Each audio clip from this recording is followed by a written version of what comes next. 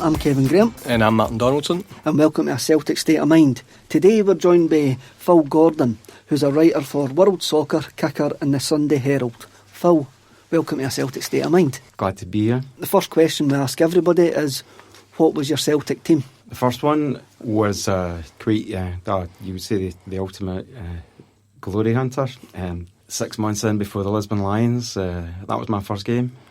So that was the whole sort of kind of like golden period that I was dead fortunate.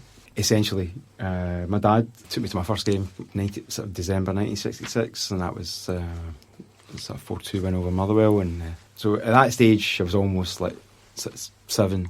I was able to sort of process everything, got a few games more before they went to Lisbon, and sort of can remember the whole thing on TV, which has obviously been great because I mean it's been supplemented over the years by every sort of video and footage and everything else. But it still kind of gives you goosebumps to sort of realise that was one of your first experiences, as good as it got, essentially, in terms of the fact that it's lasted so long in terms of the triumph, because in a way does make it special. But my players were. Everybody at school I went to, they were all sort of like Jimmy Johnson fans, but I always like to go somewhere different. So I was a Bobby Lennox fan, and not many people kind of thought about Bobby at the time, but it was kind of one of those things that I used to sort of come in and say, but Bobby Lennox got another goal, and over the years he became one of Celtic's sort of iconic players, even if he didn't get the opportunity to. He was never a superstar sort of type of person.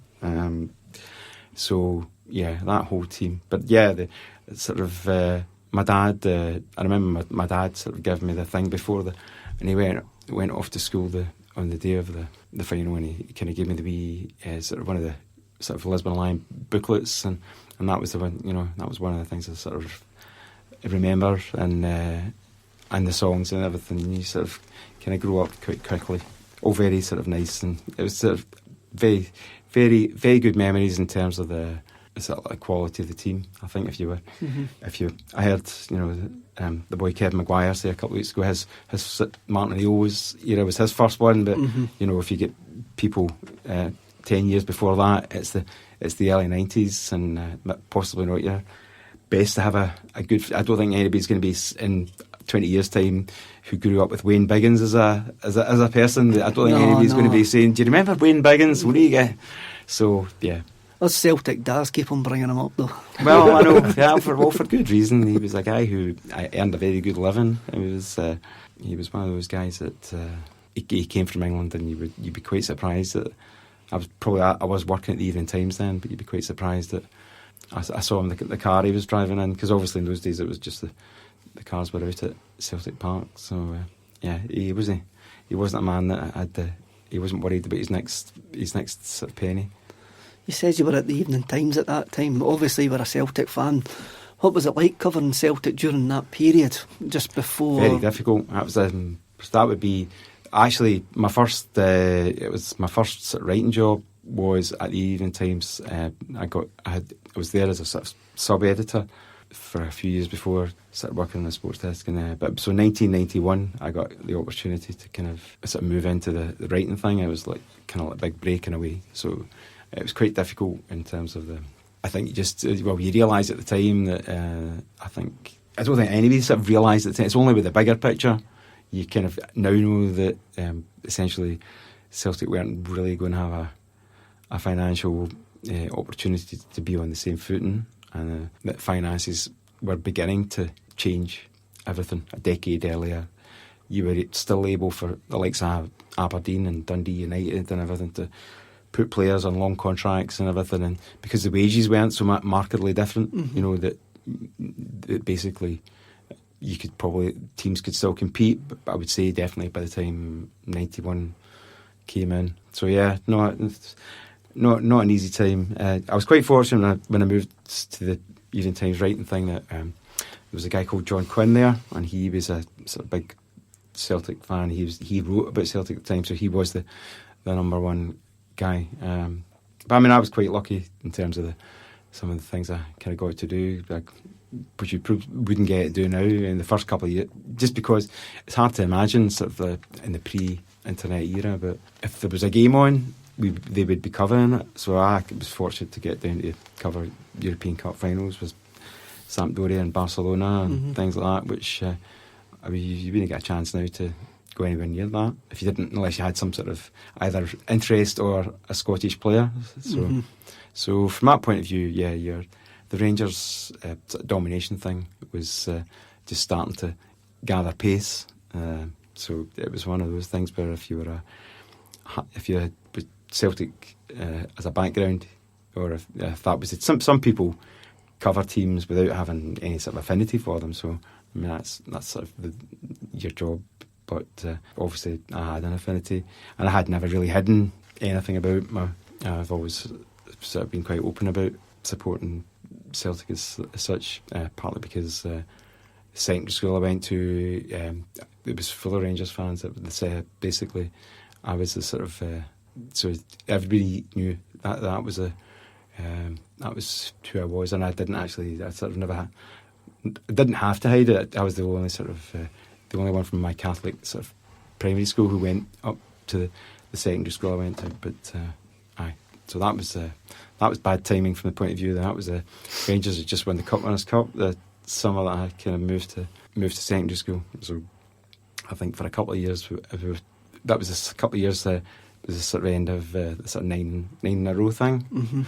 So we were okay then, but so I saw it quite difficult from that point of view. It took a while before I found a couple of other Celtic fans in the school, and eventually, you know. Were you still going to the games at that point in the early 70s? Oh, I mean, I was still going to everything. It was. I mean, eventually there comes a time when you sort of you either get pushed down or made to do certain things. But yeah, I mean, I was still going on a supporters bus in Mulgai, which was sort of there's quite a few people like. But it was named after John McPhail at the time, so he lived locally, and I think that was the thing. But Paul Wilson, his brother Paul Wilson came from Mulgai as well, and his brothers were involved in came on the bus as well. So yeah, if you go to and essentially some of those years, like, you know, like Jock's final season, for example, when they finished fifth, and it was I think it's funny, you can actually remember the harder seasons are the seasons where things were difficult or the bigger losses, and it was almost that Jock's last season was definitely a sort of badge of honour to kind of be everywhere you could. So because I looked at it a couple of years ago, and I may see it in black and white, and Celtic are losing at Clydebank, or doing 3-3 with Dumbarton, so, you know, it was one of those things. That's why they finished fifth that year. There wasn't anything other than it was a fairly poor season, but eventually things turned. The cycle turned again, and so when I went to uni, there was kind of good years there. Sort of won 3 out of 4 titles, I think, that time. And the early 80s were again kind of great to be Celtic fan. I don't think everybody kind of recognised, so some of the players were gone, how good the talents were. You know, Paul McStay was the one that we were kind of fortunate that he didn't go. But yeah, so good memories from that as well. We had a decent side in the early 80s, and when you look some of the European results that we had in the early 80s as well, especially the Rapid Vienna run in that as well, and like you've got Provan, Burns, Roy Aitken. Yeah, it's a decent Celtic side. Yep. And again, you probably think, why would none of those players have left, you would have assumed, in the current sort of almost like the current sort of way of looking at it is an assumption that, you know, if Callum McGregor or who is going to be the next to leave, and you would be quite surprised after Charlie Nicholas had left and gone to Arsenal that other people didn't. But the fact is, Tommy Burns stayed on, and I ended up. I think he was possibly had thought about maybe leaving, and then he, you know, best thing that ever happened to him, best thing that happened to Celtic in a long way because of what he did and the influence he had on people. So he says you were at university. What university were you at and what were you studying? I was at Glasgow Uni doing history. So I've always had the hashtag if you know the history. It's basically the whole... I was interested in doing... When I left school, I was interested in doing history and things like that, and I kind of quite fancied journalism, sort of like news journalism and that sort of... I was interested in politics and all those sorts of things, so I was persuaded by my mum not to go and do the kind of it was supposed to be going to do journalism sort of qualification at Napier College, so I went to Glasgow Uni for 4 years, and that was great because, as I say, it got me meeting loads of people that might have missed out on meeting in my life, and obviously going to games as well was a big part of it. Sort of going to see bands and things like that. You wouldn't necessarily have done that if you were in your early 20s elsewhere doing a job. How did you get into the journalism game then? What was your first job? It's like everything else, you've almost got to have several irons on a fire or several opportunities that you're trying to do. So because essentially after I'd gone and done my journalism course as a postgrad after Glasgow, and while I was in London doing that postgrad, I'd started doing some work for Shoot magazine, which was for anybody that's too young, that was the biggest football magazine of its time. Used to buy it weekly. You know, I think from the 70s, 80s, 90s even. It's magic when you actually see them now appearing on Twitter. I've seen a few of them. It takes you back. So I kind of, fortunately, I'd pushed the door open of a couple of places when I went to London. I went to meet the editor from Shoot and said, look, I'm still going back up to Glasgow sometimes to do some interviews, and can I maybe do something for you? So he kind of gave me a chance, and I actually I said that to Paul. Brian McClare was one of my first interviews. I'd seen him. I'd got to cover as part of that course that I was doing down in London. They did placements, so one of my placements was at the Sunday Mail, and I went to cover a game at Fir Park where Brian scored a hat-trick, I think, against Rangers. So it was just after the turn of the year. I think he also scored against Celtic as well. But so he was kind of hot property at Motherwell, and obviously they were trolled. You know, as far as the sort of English market was concerned, and thinking of another Charlie Nicholas or whatever. So I went to, as it was in the old days, it was a lot easier to get hold of people than it is now. And I think I've got his. For some reason, I managed to get his mum and dad's number. I still know Brian, and I've told him this. I said, I've still got your mum and dad's house number in Airdrie. So we arranged to meet. It was an interview done in a place called the Beer Bar, which is a part of Glasgow Union.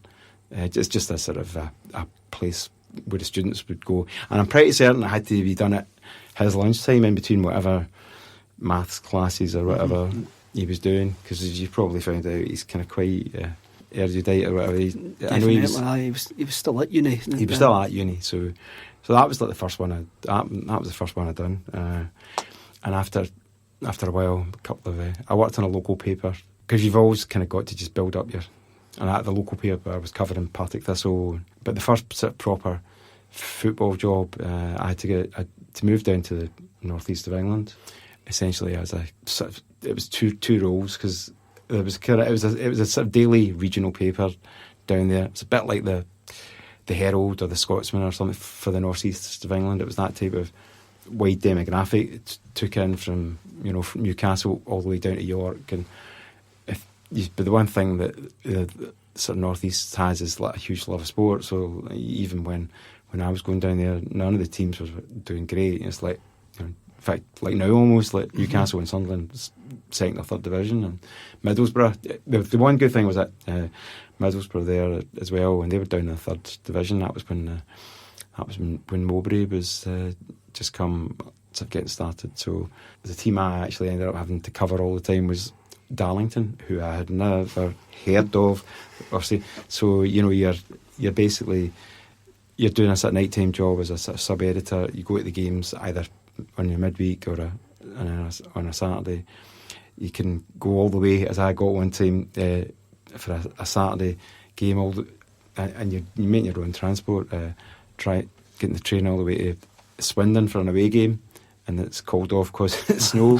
So it's not like, I know we think we've got a hard gig if we've got to come back from Inverness, but that was a longer haul. But so I kind of had that one for a year, and but I'd always wanted to sort of move back up to Scotland, and because there were a lot of opportunities then. It was sort of late 80s were very good in terms of it being the newspapers were still a big part of the scene. So I sort of came back up the road and sort of sub-edited for a while, not as staff, more as freelance for the sort of Evening Times and then the Sunday Mail and whatever, until the kind of writing one came up. I was still doing the shoot things and all the rest of it. I was doing sort of world soccer by that time, and essentially it's a bit like sort of trying to keep all your options open until somebody eventually gets in, either give you an opportunity or somebody moves on. Mm-hmm. So.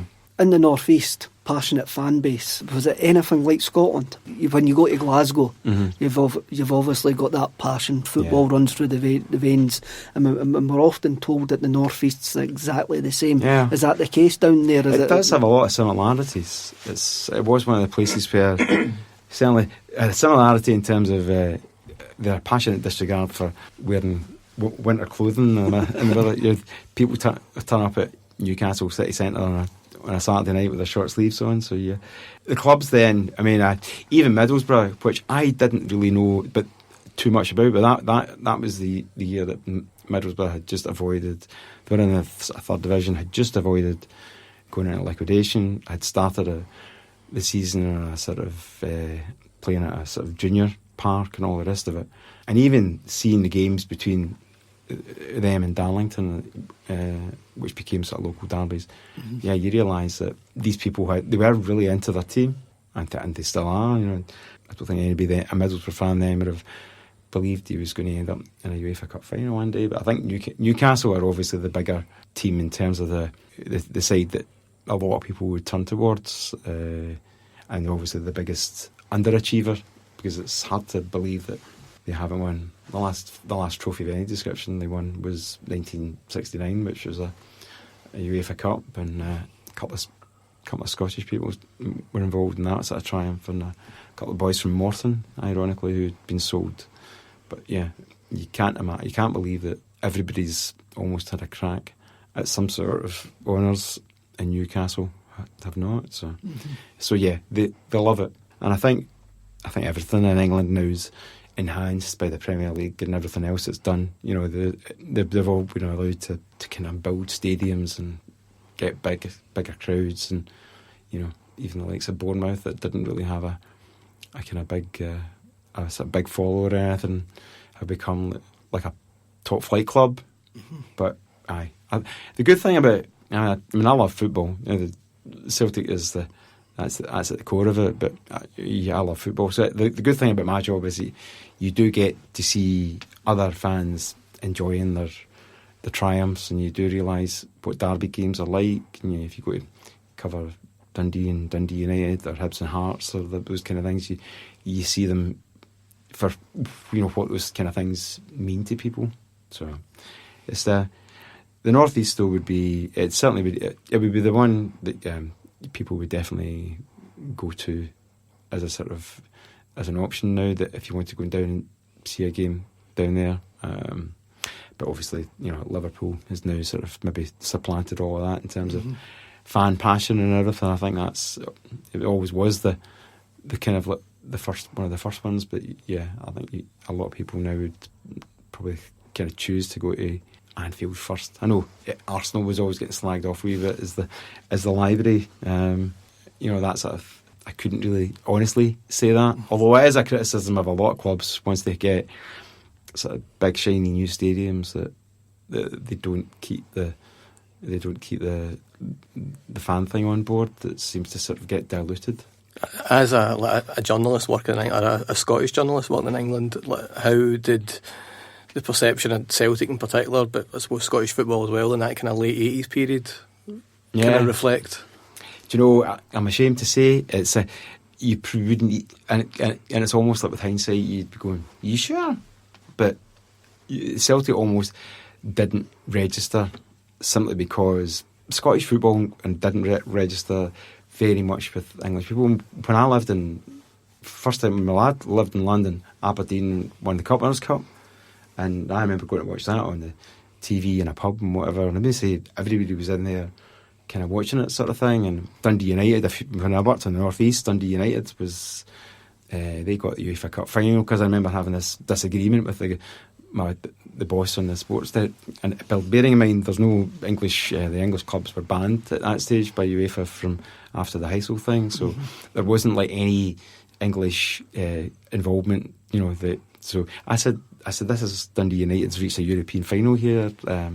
It's when they beat Mönchengladbach to sort of get to the final, and the guy said, "I know, but I mean, who's interested?" And I said, "Well, you just have to get interested." I said, "Because I'm making the decision on this one, and I'm in charge for the night, and you're just going to, you're going to have to."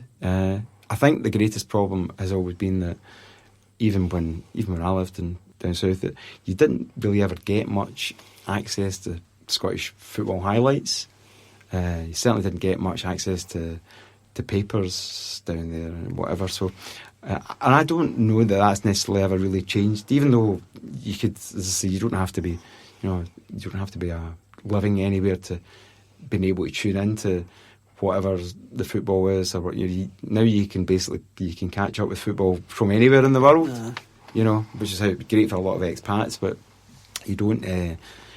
But I have to say that I think that the Celtic then, it probably took until the Martin O'Neill time came along, and I genuinely, honestly, only think that the people, it was a sort of twofold thing. I think people were kind of understood that what he had was a big thing at Celtic, and all of a sudden the stadium had suddenly come. The stadium had got there as well. So they had a team, they had a stadium, and then they had some people. It always helps if you have a connection in terms of people either managing or whatever the English people have either seen from their own clubs.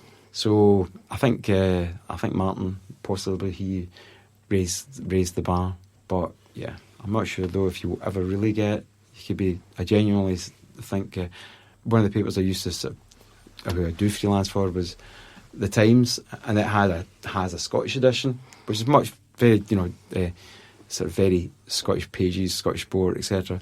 But the English edition, which was the first edition of the paper, would be the ones that they would take a much sort of smaller word count for your. And I remember being told by that, and I'm sitting there, and it was the game of Celtic away in, I think it was 2004, UEFA Cup. It was either, I think it could have been the second time we were in Barcelona. I think it was the one in the Champions League the season after they both met in the UEFA. And I was getting my word count from the desk in London, so the other one, and it was like 300 words, and normally it'd be like 800 or 850, whatever for Scotland, and that to me summed it up. At its peak, it's almost like it was. I think maybe attitudes have changed slightly now, just because they get to see, and people in England now get to see football from elsewhere as well, and I think maybe allow them to sort of broaden their outlook, but I think we'll never really kind of. I think we kind of crave their attentions at times, but at times, we don't always seem to be sort of understanding that they don't really. They're just not that interested. Is the bottom line. Yeah. It's a Scottish thing, I think. You want them to be talking about us the same way that we're talking about them. And having grown up in the 80s, the great Liverpool side was full of Scotsmen. It was, so you always had an interest in what was happening down in England. You're writing for Shoot. We would buy Shoot every week. and you would see the English players in there, and I remember getting the shoot and going, Tony Cottee. I'm going, wow, I wonder what he's like, because you didn't see them. No, he didn't actually see them week in, week out. And now, as the world's got smaller, we can go home this evening and watch a game for Germany quite easily. So, changing times. If you're doing a match report, and you were saying there that they only wanted 300 words. Yeah, from Celtic and Barcelona. For Celtic and Barcelona. Yeah. Nowadays, how many words do they want for a match report when you're doing it? Or do you get told before you go in, we want 300 words, we want 500 words? You're still basically having to fight against whatever's on the agenda that day. And it's not always... well, there you go. I hadn't thought about it until this memory had kind of come up. But I remember covering the Celtic and the UEFA Cup run. I obviously covered for the Times, but the away game at Anfield was a big deal for obviously the whole Battle of Britain thing and all the rest of it, and the fact that it was 1-1 in the first leg and up here and we're going back down as a sort of a big sort of live occasion. And I remember. It was halfway through the game or at half time, and basically I think Terry Venables had just left decided to leave the England managers thing.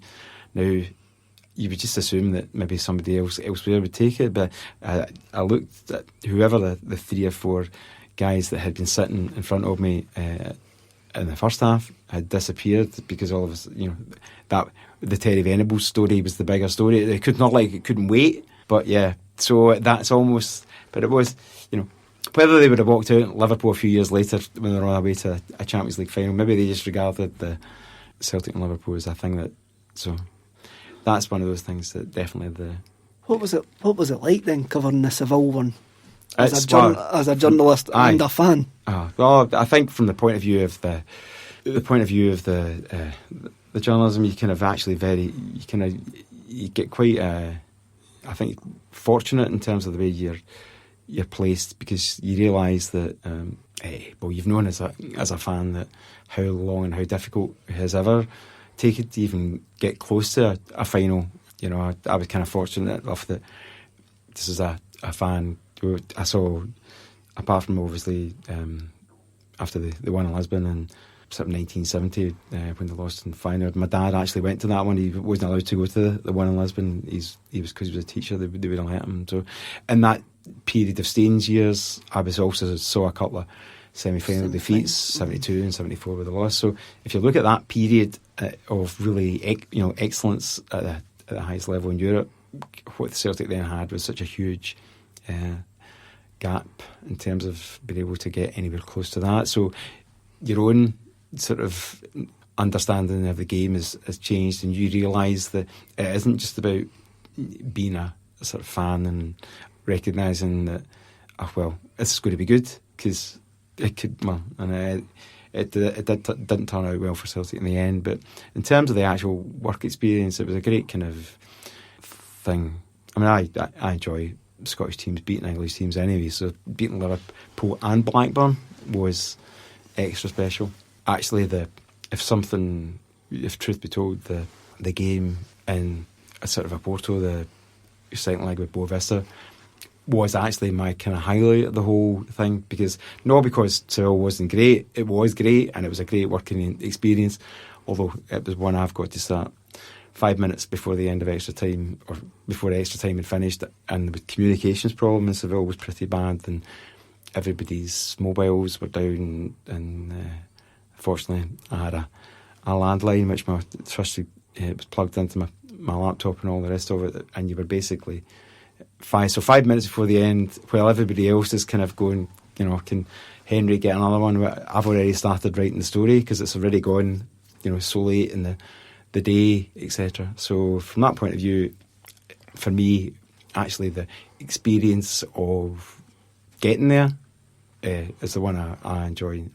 Actually, the night when they beat Boa Vista was actually very good for me, and to be able, as a journalist, from that point of view, that's great. A lot of the Celtic fans say that were in Oporto that night. Yeah, they felt a right connection with the team that night. It was. It was. And it wasn't Boa Vista had they knocked out PSG and they knocked out another team, and they kind of had a, as they showed in the first game at Celtic, they sort of had quite up for spoiling, and they were almost kind of like going to get. It was almost like one of these teams that were going to get to the final on the basis of being doggedly defensive. So I think, and the good thing for me was that it was quite good because my dad was ill, but that stage, so my son Callum was basically sitting there with him in his bedroom. The deal was because Callum's going to the home games, and he was basically the deal was that you can go to the home European games, but you've got to set up with your granddad. So I was able to, when we won in Boa Vista, I was kind of able to speak to my dad on the phone, and Callum was in there. So that was one of those good moments. I think the final, one of those things. I've watched the final. It took me a while before I did, but I've watched it quite a few times since then, and you still don't really understand how they lost it. I've no watched it back. I've only ever seen it once, and that was in real time in the stadium. Yeah. And I've never watched it back. We were speaking to Rab Douglas last week, and Rab's sort of blamed. Keepers are always blamed, aren't they? And he was actually quite honest, and he blamed Bobo Baldy as goalkeeper. That's fair. He did. He got himself sent off. I know Bobo was a cult hero, but he had them down to 10 men. He says that for their third goal, Bobo would have been there. Yeah. And when somebody mentioned, I'm trying to think back to the goal, as I say, because it's been 16 years since I've seen it. What somebody says to him was Ulrich Larsson's fault. And Big Rab went like that, says, I think I touched it away from him. Yeah. And I said, and I'm trying to think back on, obviously I haven't seen the goal for 16 years. I'm going, I know. So I'm trying to think of that. What was it like starting to write that report, knowing full well what it meant to your family? Yeah. And we're 5 minutes before the end of extra time, and you're basically having to write a glorious failure. Well, it was very difficult, to be brutally honest. That was a whole. But you can. That's it. That's one of the things. You just get sort of into the zone and you start writing the things that, because that's what you do. That's your work. And if you don't do it, then you won't have it. There'll be no report in the morning. And we were already under pressure, just simply because of all the sort of technical problems that were there, etc. But it's from a fan's point of view. Then you're going, as a fan, you'd be just want to simply just want to sit and watch it. And if you got lucky and God looked in your team that night, then you'd be sitting there. But as a journalist, it's too late. You're down that road of writing and typing out the words. Celtic's bid for a European trophy in the first in 33 years came to a frustrating end last night, or whatever it was. Well, do you just want to go, I want to delete this? I want something to happen that I need to delete my first 500 words. No, exactly. And it would have been, well, that's just the thing now with VAR. You might get an opportunity like that, but, because a lot of the European games now are throwing that up in the 95th minute, or, an offside getting reviewed. But, it was, that would be the hardest bit of your thing. I think you realise that if you're around all of these things as a sort of successes as a journalist, then that's quite good. But there'll be quite a few journalists. In actual fact, that it was. I actually do remember now. It was one of those things where people were desperately trying, obviously, to get tickets, not just as fans. And I think there were all sorts of people trying to get a sort of journalistic ticket. And there was a lad who I think who's since died, but Dan McGrory, he was basically down he was away one of the times. His London sort of foreign staff somewhere, hadn't been in Glasgow in 30 years, but had kept the connection with Celtic, and he managed to get himself through the London office or whatever. He managed to get himself out there in Seville, sort of helping out, doing whatever it was. He just wanted to be there, and as I say, I felt sorry for him, because he was just a guy that wanted to see his team win. We go for kind of writing about the kind of glorious failure of that run and that particular night to the 50th anniversary of the Lisbon Lions. Yeah. And I think that the press, and certainly in my opinion, they really done it really well for Celtic over that whole season. Yeah. And there were so many articles came out. That coupled along with the Invincible treble that year. Yeah. As a journalist writing about those two events, how did that kind of make you feel, obviously, as being a fan when you were younger? Yeah, I mean, I think that was it was one of those things you kind of knew, you sort of ringed it in the calendar and you had an idea roughly, because that's what you do as a journalist. You always look at potential sort of anniversaries or something, or whatever, how many ever you, and not necessarily just Celtic either, you know, Aberdeen more recently, sort of whatever anniversary it's been for them. So when the Celtic one, you kind of know sort of 2017 was going to be a bigger one, and I think more in terms of getting a chance to sort of do or rewrite things. And the Times, that was one of the things I worked on a lot in advance, was doing pieces, sort of talking about not just the old days. I also went to sort of did an interview with Bobby Lennox as well, and I think the other thing was but people kind of knew other things. Well, I was aware of Billy McNeil's situation, and I was kind of aware that through somebody else I know about Stevie Chalmers as well, because basically some of the people that you know are telling you this, so that was obviously kind of more difficult in a way, because I think I'd seen Big Billy a few years previously he was doing the draw for the Champions League, and I was there, and he was having a problem trying to get all the balls open, and I think that was one of the first times where he was maybe aware that, that things were more difficult for him to go out in public, and I kind of I empathised with that in a way, because my mum at the same time who was a teacher, she had dementia, and she was going into a care home very quickly just because she didn't have the faculties that everybody assumed she had. I also think it was harder for Billy simply because he was one of those people, especially after he became manager and everything, but one of those people that everyone only ever looked to as a position of like strength. Friends, yep. He'd never, and I think, and that is the great thing about the Lisbon thing, and the way they all got the chance to see it all again.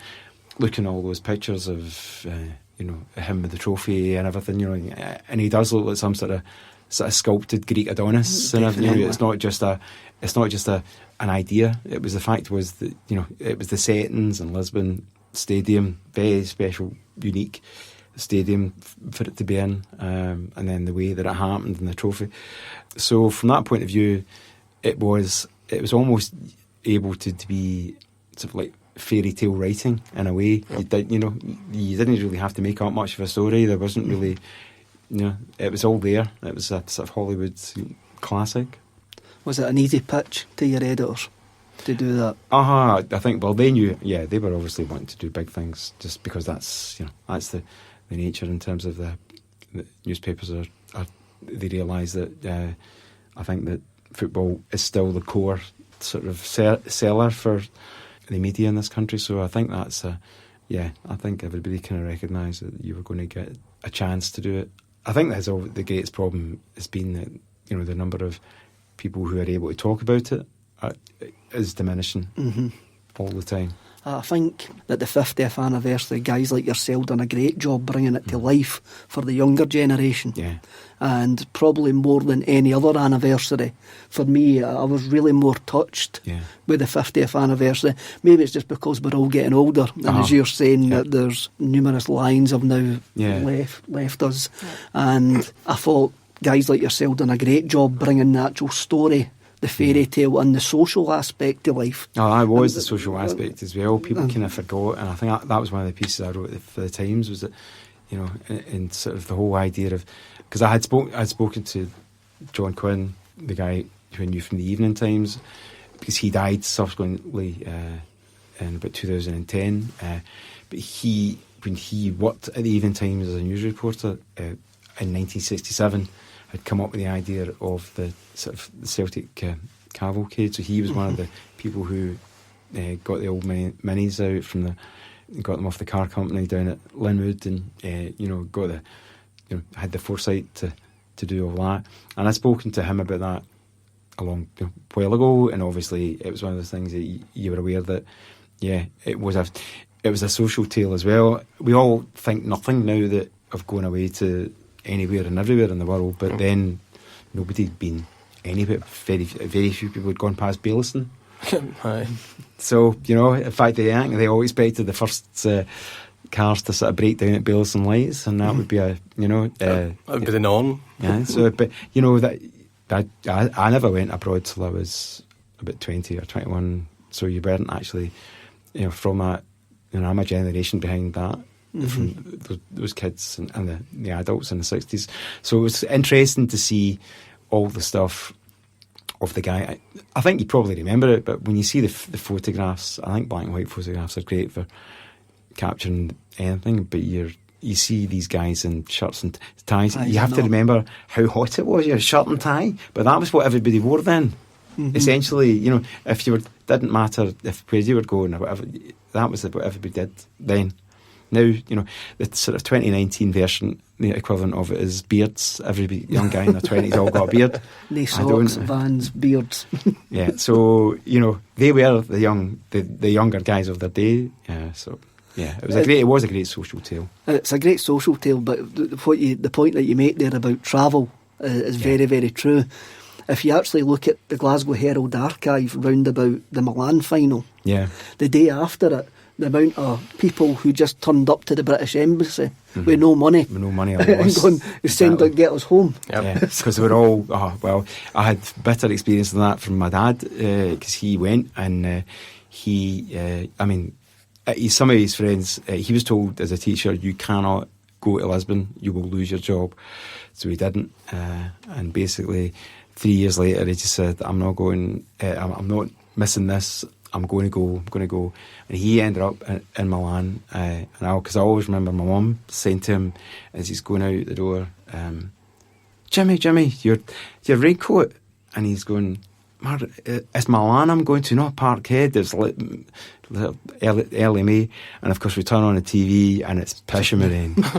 I know I've been to San Siro quite a few times to work at. I mean, kind of good place now, but it's got roofs and all the rest of it. Then it was just a big concrete tier, and now the Celtic fans were sort of pushed into sort of along the sides and all the rest of it. But he never got home. I mean, it coincided with a strike by the sort of local council staff, but also an airport controller strike as well. So there were a lot. He never got back from Milan for ages. And basically, there were loads of people ending up in Rotterdam. They were just looking at people who had swapped, as they used swap colours. If you're red and white, they'd stick it on a plane for Rotterdam, and you wouldn't necessarily. There is a story to be told about that final. I think that final's sort of been lost from Celtic. It is. It's almost one of those things. I think if you went back to it now, people would be going, well, why are you not celebrating? Because that was a big achievement, but it was having just beaten Leeds United. And again, that was I had looked at that recently. If you saw when you're talking about the people in England, how did they rate Scottish football? Well, I went back and had a good look at the sort of 1970 build up to the thing, and we were essentially written off by the English press to a degree that was very equivalent to what happened at Blackburn in 2002 or 3, and then so there was no chance of. I think basically the disappointment was more. I think possibly we were tinged with the fact. I think maybe some people thought it's okay, we'll get it again in a couple of years, and that didn't work out. I think there's footage of Don Revie doing his team talk before the game, and he's talking about as long as we close down Johnson, then the less effective players won't hurt us.